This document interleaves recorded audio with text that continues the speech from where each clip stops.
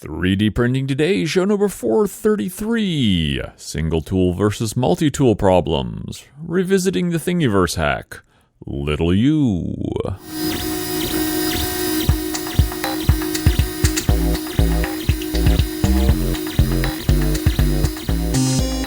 Welcome back to 3D Printing Today, the podcast about all aspects of 3D printing. Hobby, professional, industrial, it does not matter. We cover it all. My name's Andy Cohen, and I'm here at Mr. Whitney Potter. How you doing, Andy? I'm doing pretty good. So did you see the thing about Honda and the printables website? Yeah. Oh, man. Talk about provocative articles.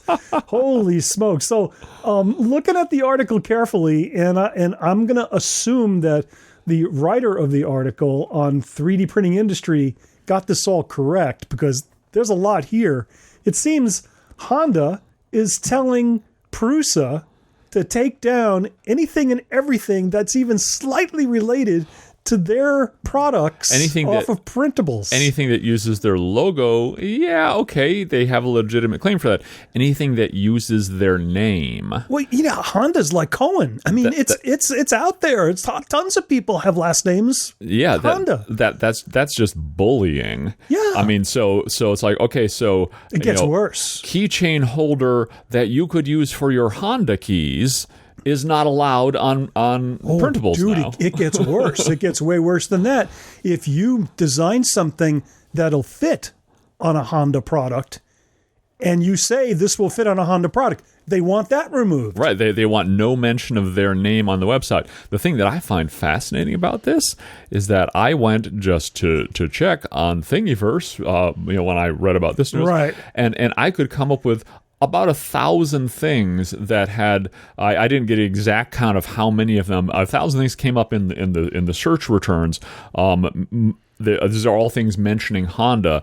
Of them, just the brief perusal, dozens of them have the Honda logo, and Honda's not going after that. They're going after printables. I am not a conspiracy theory person. I don't like espousing theories like that. I think that's nonsense. But look at Honda and the size of it as a company. Yeah. They're a pretty big company. Oh, sure. Look at Prusa Research. Joseph Prusa's company. Yep. They're kind of tiny. Yep. They might be a giant in the hobby world, but in the rest of the world, they're a little tiny company. Sure, minuscule. Yeah, and let's look at the company that owns Thingiverse. Mm-hmm. Thingiverse is owned by Stratasys. Right, which is a much larger industrial player. Much larger. Of course, they're nothing like the size of Honda.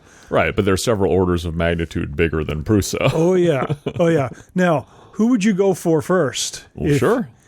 Okay, so let's say they got Joseph to blink, and he removed everything. Yep. And he's trying to fight it. Do you think they'll now go after Stratasys? I don't know. It depends on how big the blowback is on it.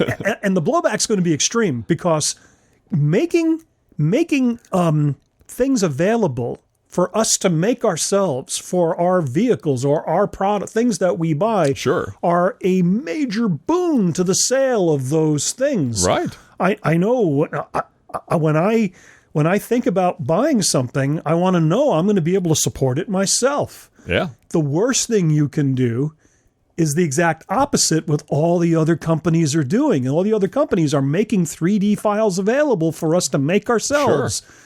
Honda's going against the grain and doing the opposite. Yeah, and I can't understand what the possible logic is and why the argument is. I mean, you can say, well, okay, they're preventing the dilution of their brand, but it's not like Honda is going to become genericized if they don't get out there and defend it. Yeah, if you look down at the article, this is a really good article, by the way. Kudos to the writer of this article.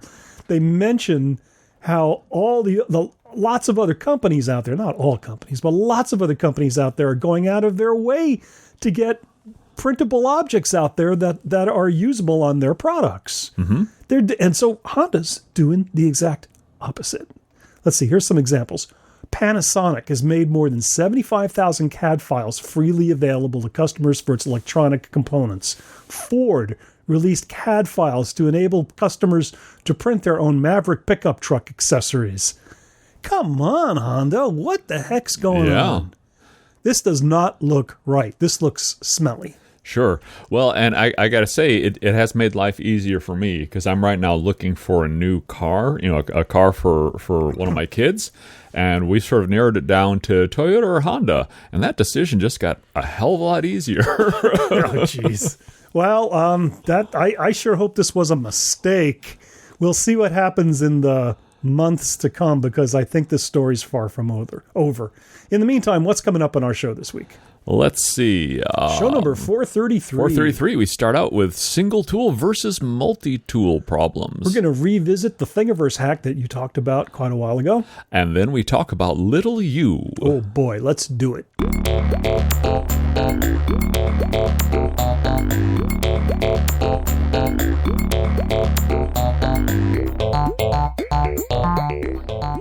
So the Prusa XL is some months away. And I'm a lurker and a member of a number of forums and sites where people talk about Prusa and the Prusa XL. And there's a lot of assumptions being made. Maybe naivete is too strong a word. I mean, you don't know what you don't know. It's that simple. Sure, right. And so if you're out there and you're thinking, oh boy, I can't wait to get my tool changer from Prusa, I've got some things to tell you. Some hurdles that you're going to have to do just like you did for a single extruder Mark III. So let's talk about them. The first thing you should do when you get your tool changer is you do your cal cubes on each extruder. And you get each extruder's steps per millimeter set. You make sure that you've got your slicer settings validated. So that you know if you've got to, what's the term, pressure advance. Mm-hmm. The Prusa XL's extruders are direct drive. And now our E3D tool changers extruders are fed directly also. They're direct drive. So pressure advance is not as big a deal. You still may get the slightly enlarged corners of a small cal cube. However, I would warn you that your task flow and your problem-solving flow for finding your optimal settings for a single extruder falls apart when you go to multi-extruders. Right, because those little extra, bulgy corners on your cal cube for a single extruder could be interfering with when you add the second extruder in. So, but the most important, biggest factor that hits you with multi-materials printing with a multiple tool machine. Is it different for a mosaic palette or an MMU? Maybe not. This may be for those as well. The difference is that with a single tool print, single color, single material, the nozzle's constantly being primed. The flow is not constant, but it's consistently flowing. You're always either turning the flow on or off, but you're never leaving it off for long periods of time. You're not leaving it off for long periods of time, and more importantly, it's the tool path. Mm-hmm. The tool path is contiguous and larger. Mm-hmm. And we've talked about this before on this podcast. It's the issue of the tiny tool paths. Right. When you've got, say, multicolors, and you printed the base in one color, let's say of an ashtray or a bowl that has little circles of color in it. Mm-hmm. And when you get to the very beginning of the circle of color, you're going to switch tools, and the tool's going to put a tiny little spot of the new color on there. Yep. Well, that becomes problematic. Oh, sure. Because when you print with a single extruder, you never have a little tiny drop of plastic and then you go away. Right. That doesn't happen. So you're doing something functionally that you've never done before with a single extruder system. Now, can you get around some of that with like a prime pillar? Well, here's the problem. And I would suggest to folks out there, if they're thinking prime pillar or purge tower, don't. Uh-huh. Those are not optimal solutions. Mm-hmm. Sure. Those are pretty poor solutions. Yeah.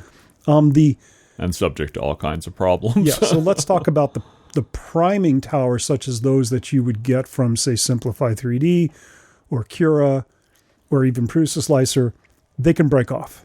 Sure.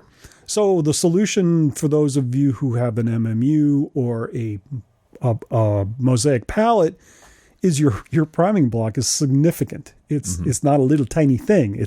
It's large, so it has a large base, which makes it harder to knock off. Right. Well, and the palette was not just priming, but it was purging. Purging. Too. We're not talking about purging. That's the no thing about purging on a multi-material. Yeah, printer. there's no purging on a tool changer. Tool Right. changers, you don't have to change the material out of the hot end unless you've added that to your tools. I mean, you could. Yeah, you could have like one of those little Y branches or something in your Bowden tube. You could. On your tool changer if you really wanted to ask for trouble. People do talk about doing that. You have an 8-color printer. Yeah. Well, the XL is going to be 5 colors.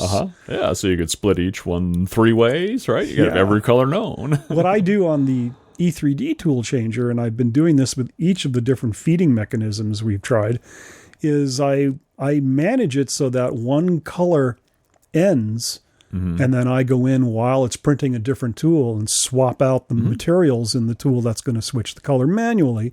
It takes me maybe 20 seconds to unscrew the orbiter. It works pretty reliably. I've done it a couple times now, and I've never had an issue. So I really don't need an MMU or a palette on one of those extruders. And I wouldn't recommend it because it's problematic enough as it is. Right. It's complex enough as it is. Okay, so that's the first issue is managing tiny tool paths. How do you manage it? Well, you get your extruders really well tuned. Forget about using Bowdens. Yeah. Bowdens can't do it. Be careful with pressure advance. Pressure advance can ruin that little tiny tool path. Got to get your retraction tuned really, really well. And hopefully your hot end will not clog with that level of retraction.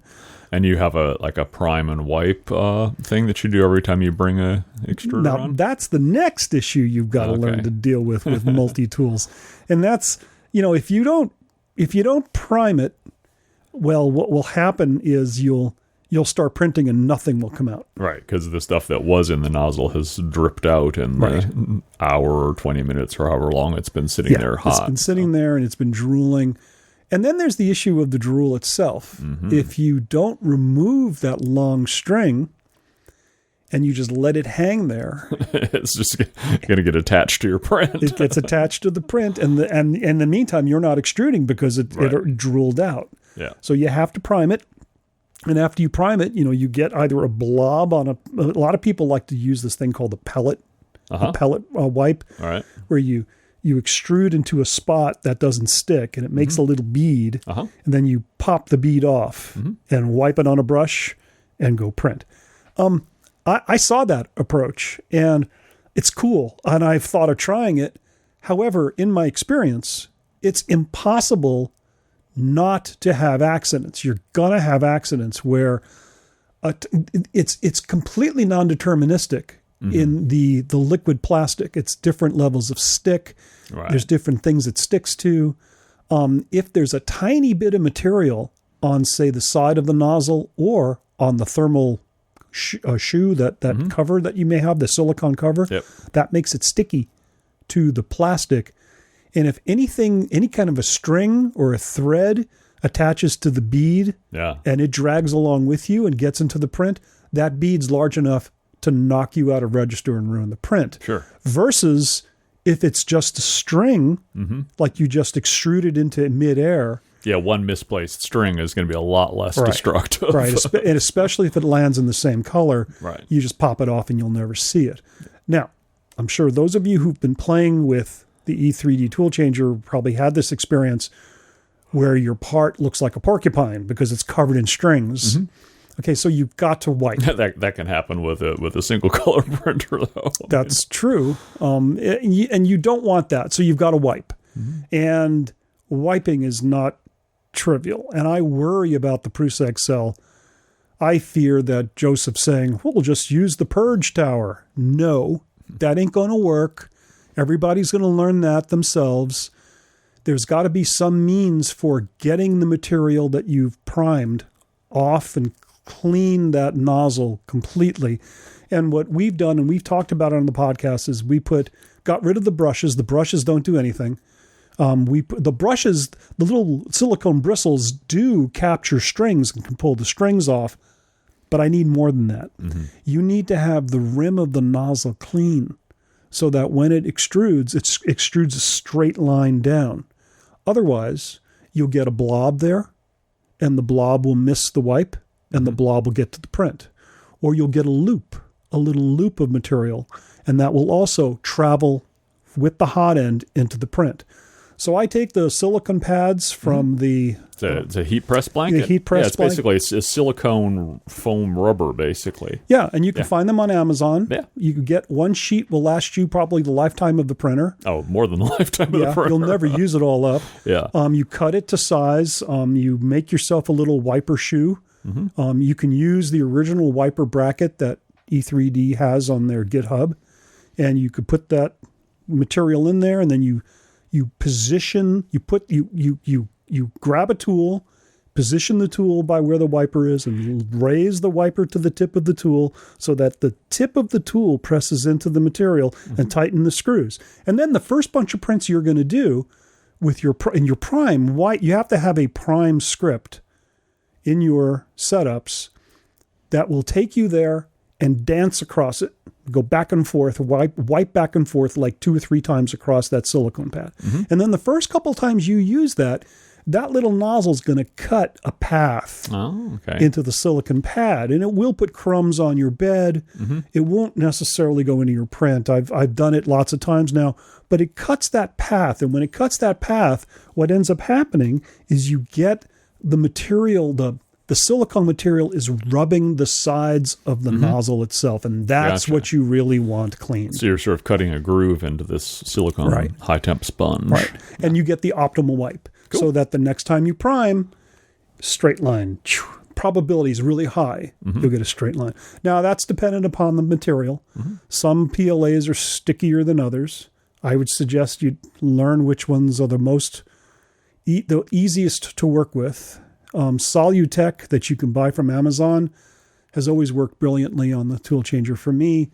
And there's also the Amazon, I forgot what they call it, Amazon stuff, the basic Amazon. Mm-hmm. Some of it's been good, some of it meh. The stuff I got from the folks in Canada, filaments.ca, has been okay. I've been able to get good wipes from them. So that's when you do lots of multicolor prints in PLA. Mm-hmm. Multicolor prints in PETG actually are more reliable and work easier, but your priming distance changes. So that's another thing folks are going to learn the hard way. How long a string you're going to want depends upon the material you're printing in. It changes per material. Mm-hmm. Your wipe may change per material also. Right. It's a big added complication that folks are not realizing yet. Well, good luck to them once they get started. I just hope everybody has fun. I'm having fun whenever I work the tool changer. It's pure fun, and if this kind of stuff is not what you want, if you're like, I just want to push a button and get my color print. Yeah, good luck. No. Go get yourself an industrial machine. Yeah, go get yourself someone to print it for you. There you go.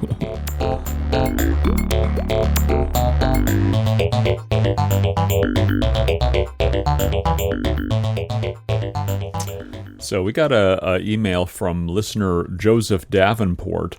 We talked a while ago about what Joseph refers to as, quote, the auto-return to page 1 every time you click on anything and try to return to where you were before feature on Thingiverse, which anybody who spent a lot of time on Thingiverse understands this, that if you can be up to 27 pages into the list of the most popular things or whatever, and you click on one to look at it, and you're just like, that's not really what I'm looking for, and you click back, and it takes you back to the beginning of the list. Yeah. Yeah. Now, they seem to have fixed that now, by the way. But for a long time, that was just the way it was. And so I had come up with a sort of a hack to get around that. And Joseph stumbled on the same thing, but he came up with a really easy way to get to it. Okay. So what I had done before is I had just sort of randomly stumbled on this URL that actually has what's called the get, which is like the data that you are sending back to the web server, right? Actually written out in the URL, and then you can see it and you can change it. So Joseph's system, and this is, I think, is the optimal way to get to that point, is when you're on whatever list you're interested in on Thingiverse, and you go down to the bottom and there's that arrow that says more, right? Don't click on it. Right click on it and say open in a new tab. Yes. And when you do that, then it comes up with the URL, you'll notice, has changed. Instead of the URL just being thingiverse.com, it gives the full explicit URL with all of the parameters that your browser is then passing back to it. And then that way, when you click on something and then go back to it, you don't lose your place. I have a better solution. Don't use Thingiverse. No. And I think I mentioned this when we talked about this hack. And I've learned this by habit because it messed me up so much. Yeah. Because I used to look through the posted, the newest posted, which means it goes on and on and on. Right, and on. the whole fire hose. And if I have to go all the way back to where I was, it'd take me forever. And part of that problem was not logging in. So now I've memorized, I know, go to Thingiverse, log in first. Right. Always log in first. Yes. When I see something I like and I'm in my list, I never click on it on the left click. Right. I always right click and open in a new tab. Open in a new tab. Yeah, that's how I've been doing it. But if you use this hack, you don't have to. And in fact, I think now, at least last I checked, let me just confirm that for now. But last I checked, they had actually fixed it. Let's see if I click on something. I'd be surprised because there's very little evidence that Stratasys and MakerBot put any money into Thingiverse or time into Thingiverse at all. Well, let's see. So I was on page 4 of the search results, and I clicked on something, and now I'm clicking back. And let me see if I'm on page 4 or if I'm on page 1. It's very slow. I'll say that for it. And, oh, no, wait, I'm back on page 1. So I guess they didn't fix it. So they did. Well, that's weird because when I first got the email from Joseph, which was a couple weeks ago, I tested his thing just to see, and he's right, and his thing still works. But then I tested it to see, hey, did they fix this problem? And at that point, when I tested it, it worked just fine. I could click on something and then back, hit the back button, and I didn't lose my place. But now we're back to doing that. So that's one of the great things about the Thingiverse. Hey, it gets worse. Remember the bug about when you click on the download all files, right? And it would just die. It would give you a 404. Yep. And so you know what their solution was? They deleted the download all files button. And now you just have to download each one individually. So now you have to download each one individually. And if the person who uploaded it named them with long names, yes, the names get truncated so you see the names the exact same. So if you're not careful, it's very difficult to know what you have and haven't downloaded. Exactly. Yeah, and it becomes unbelievably tedious. Yep. Yeah, so didn't think that through very well, did they? Yes. Oh, yeah. Anyway, so thanks to Joseph, we have another way to get at that quick hack. Yeah. And yeah, your right click is your friend on Thingiverse still. Yeah.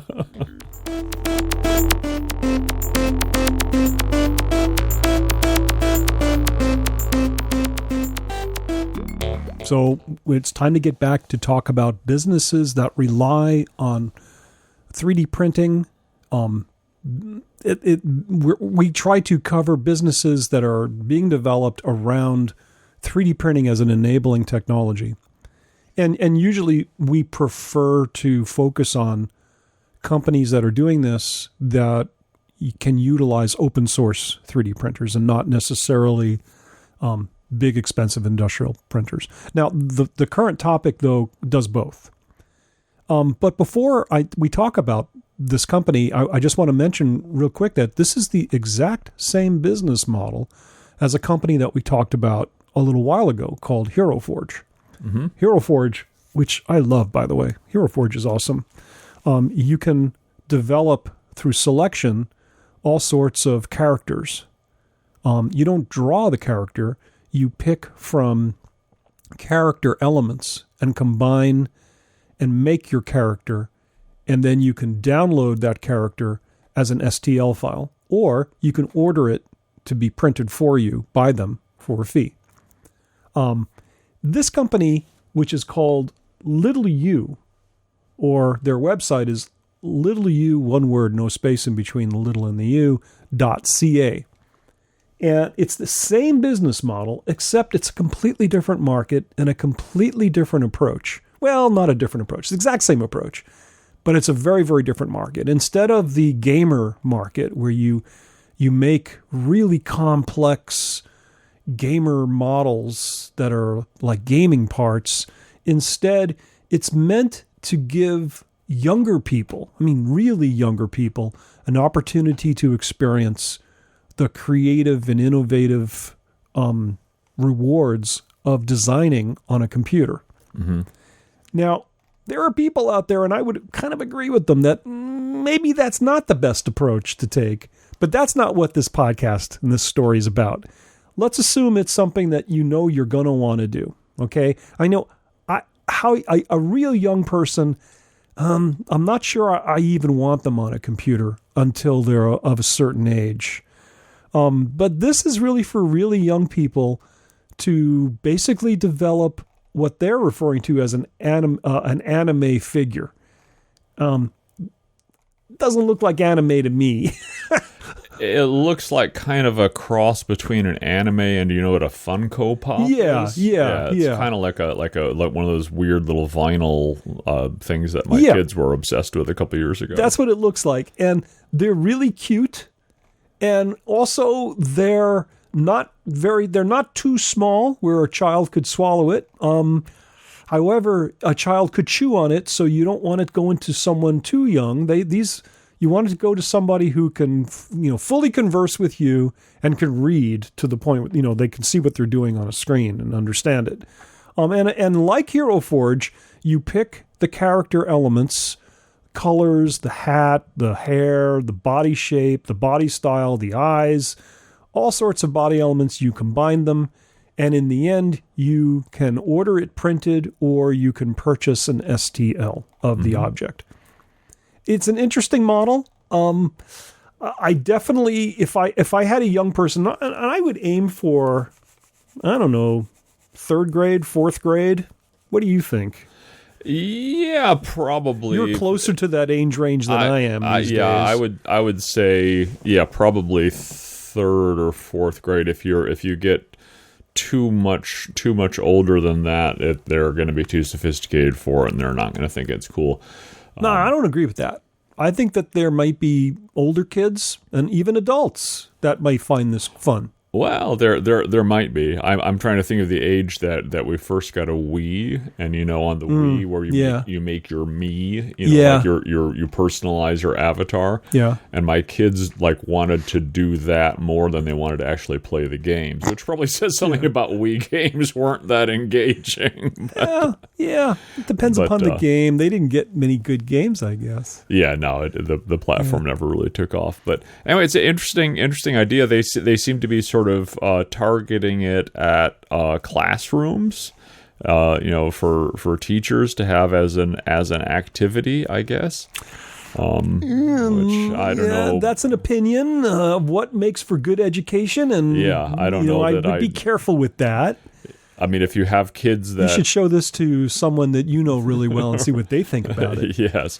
It's kind of like if you have kids that have so little involvement with technology that this is actually, you can justify this as, well, they're learning to use a mouse, Yeah. Okay, maybe, but I don't think if they're that young, you probably don't want them. Yeah, I don't think we really have kids like that anymore. Yeah, but I don't know. I could see someone who's really into anime characters wanting to try this. Someone who's older and wants to see what it's like to get an object that they've designed turned into a real 3D object want to do this. Now, they tell me, I've been in contact with them, and they tell me that you can get a .obj file. And as such, I don't know what you'll be able to do with the color part of the .obj unless you've got a kind of printer that can do those kind of colors. And I don't believe that, I forget the name of the company, Da Vinci, is that the name of the manufacturer that makes the 3D printer that paints the ink? The inkjet thing, yeah. I don't think they'll do this because, as I recall, they're fairly proprietary. So unless you've got access to an industrial machine, the .obj file with the colors won't help you. But you could open it up in an open source slicer, and the shapes are conducive to painting on color. So if you could open this up in the latest version or the beta version of Prusa Slicer, you can paint on color and then print it with an MMU or a palette or a tool changer. But they're not giving you separate files. No, it's one file. Yeah. So you'll have to paint. But otherwise, this looks pretty cool. I mean, it's something worth trying if you've got a young person and they're dying to see what it's like to do their own design. I mean, this could easily branch out to going from here to maybe Hero Forge. I don't think going from here to Fusion 360 is realistic, though. That ain't going to happen. No. But you could do Sketch. Was it Sketch or SketchUp or something like that? Perhaps. Yeah. So pretty cool stuff. We really like it a lot, and we wish them well. We hope they're very successful.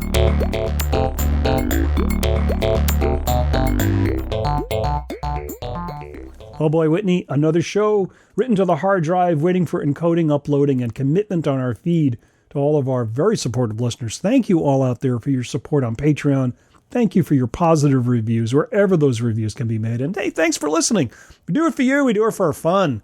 We don't do this for money. Actually, we do it for ears, not eyeballs. Ears. Ears. That's true. Yes. We enjoy getting our gabbing to you. Let's see. Thing of the week. So this is kind of a multiple thing of the week. I was kind of digging through my favorite things, and I found this something that I had saved quite a while ago, it was about 6 months ago, called the USB microscope mount with zoom knob. Now, what this is basically a way to manage mounting your USB microscope. But it's actually a couple more things. And one of the things I love about this object is that the maker, whose handle on Thingiverse is Dennis Kong. Or Dengus Kong. Dengus Kong. Dengus Kong. Who is, hold on, we'll get his name, otherwise known as Preston Smith from Texas. Now, Preston's taken a whole bunch of other objects and combined them into this own functional thing, which basically it attaches a flexible neck, an adjustable flexible neck that holds your USB microscope onto a standard tripod fitting. And it includes the knob that lets you move is it the zoom knob or is it focus? I forget what that big knob is. It's the zoom, but it also kind of de facto works as the focus because it depends. Otherwise, you would be focusing it by how closer or further away from your thing you're looking at is. So. Yeah. So what Dennis did was I think it's a combination of like the arms he got from one object and the focus knob he got from another object. And then there's one object here which I think I've already made, and that's the improved USB microscope. And that object is pretty important there. That's a very useful object if you've got a USB microscope. So he put them all together into this one object, which I think is really, really cool. Yeah, and credited them all as remixes, which is great to see that functionality is back on Thingiverse. There was a while it wasn't working, it seemed. Yeah, if you're interested in making this or any of the things that it came from, it's thing number 4928947. If you've got a tip, a question, or a candidate thing of the week, what are you waiting for? Send us an email. Send it to info@3dprintingtoday.com. That's THREE, the letter D, printingtoday.com. And again, we invite you to join our free forum on Google Groups. Just go to Google and type in 3D printing tips and tricks, and it's free to read, and it's free no matter what. But if you want to write something and post a question or comment, you have to hit that join button and provide an email of some kind. I recommend not using your personal email. I recommend making an email off of Gmail or Yahoo or whatever and giving them that email. Just an email that you can get to in case people want to send you a message from the board. Let's see now. We do have a show next week. Show number 434. We talk about how to minimize tool changes. We're going to be printing the classic Annalynda. And we talk about getting off of Simplify 3D for the tool changer. Oh, boy. Well, I guess we'll see how I did that. Great. Thanks for listening.